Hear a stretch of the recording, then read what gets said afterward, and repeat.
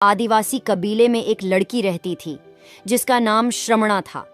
वह भील समुदाय के शबर जाति से संबंध रखती थी, इसीलिए बाद में उसका नाम शबरी हुआ। बचपन से ही शबरी पशु पक्षियों की भाषा समझकर उनसे बातें करती थी। कुछ समय बाद शबरी के पिता ने उसका रिश्ता एक भील कुमार से तय कर दिया। विवाह से एक दिन पूर्व शबरी के पिता बहुत सारी भेड़ बकरियां घर ले आए। जब शबरी ने यह देखा तो उसने अपने पिताजी से पूछा कि वे इतनी भेड़ बकरियां घर पर क्यों लेकर आए हैं। पिताजी ने कहा, पुत्री, हम आदिवासियों की एक प्रथा है, किसी भी अच्छे कार्य से पहले जानवरों की बलि दी जाती है। यह सुन शबरी बहुत उदास हुई। उसने अपनी माँ से जानवरों को आजाद करने के लिए कहा। माँ ने जवाब दिया, बेटी, यह प्रथा शुरू से ही चली आ रही है, मेरे विवाह के समय भी ऐसा ही हुआ था। यह सब सुनकर शबरी दुखी हो गई। काफी देर तक शबरी ने उन जानवरों को आजाद करने के बारे में सोचा। तभी शबरी के मन में एक विचार आया कि मैं ही यहाँ से चली जाती हूँ, तब न विवाह होगा और न ही बलि प्रथा। इससे मासूम जानवर बच जाएंगे। रात्रि में जब शबरी के माता पिता सो रहे थे तो वह उन्हें प्रणाम करके जंगल के रास्ते निकल जाती है। भागते भागते शबरी ऋषिमुख पर्वत पहुंच गई। वह शिक्षा प्राप्ति के उद्देश्य से कई ऋषियों के आश्रम में गई, लेकिन तुच्छ जाति का होने के कारण शबरी को ऋषि मुनियों द्वारा धुतकार कर निकाल दिया जाता था। अंत में शबरी भटकते हुए मथंग ऋषि के आश्रम में पहुंचती है। वहां पहुंचकर मथंग ऋषि को शबरी ने बताया कि वो उनसे गुरु दीक्षा लेना चाहती है। उन्होंने खुशी खुशी उसे अपने गुरुकुल में रहने दिया और भगवान से जुड़ा ज्ञान देते रहे। शबरी ने भी अपने गुरु मथंग ऋषि की सेवा करने में कोई कसर नहीं छोड़ी। वो गुरुकुल के भी सारे काम करती थी। शबरी से खुश होकर मथंग ऋषि ने उसे बेटी मान लिया था। समय के साथ मतंग ऋषि का शरीर बूढ़ा हो गया। उन्होंने एक दिन शबरी को अपने पास बुलाया और कहा, बेटी, मैं अपना देह त्यागना चाह रहा हूँ। बहुत साल हो गए इस शरीर में रहते रहते। शबरी ने दुखी मन से कहा, आपके ही सहारे मैं इस जंगल में रह पाई हूँ, आप अपने संग मुझे भी ले जाइए। मतंग ऋषि ने कहा, बेटी, तुम्हें चिंता करने की जरूरत नहीं है। भगवान राम तुम्हारी चिंता करेंगे, तुम्हें सारे अच्छे कर्मों का फल देंगे। वो एक दिन इस कुटिया में आएंगे और तुम्हें उनके हाथों ही मोक्ष मिलेगा।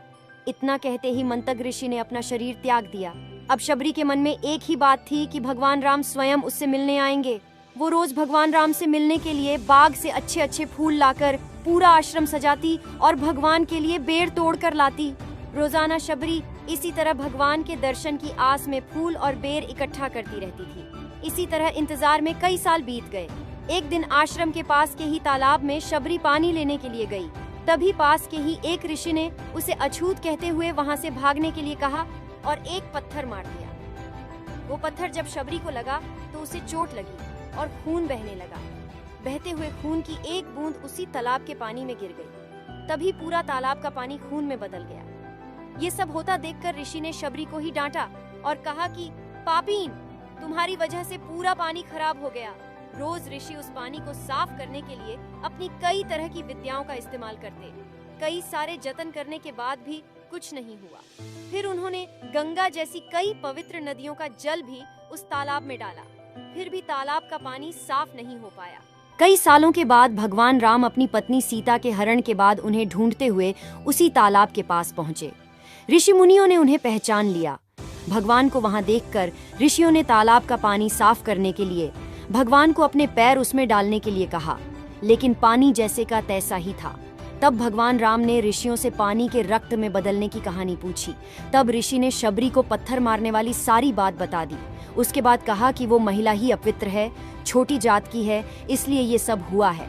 भगवान राम ने कहा, ये सब आप लोगों के खराब वचनों से हुआ है। शबरी को इस तरह के शब्द बोलकर आप लोगों ने उसे नहीं बल्कि मेरे दिल को घायल किया है। इसी घायल दिल के रक्त का प्रतीक यह तालाब का लाल पानी है। भगवान राम बोले, कहाँ हैं वो माएं? मैं उनसे मिलना चाहता हूँ। शबरी को भगवान राम के आने का संदेशा भेजा गया। शबरी भगवान राम का नाम जपती हुई दौड़कर तालाब के पास पहुँचती है।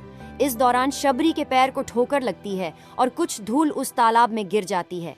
तभी सारा पानी साफ हो जाता है। भगवान राम सबसे कहते हैं, देखिए, आप लोगों ने क्या कुछ नहीं किया, लेकिन पानी साफ नहीं हो पाया।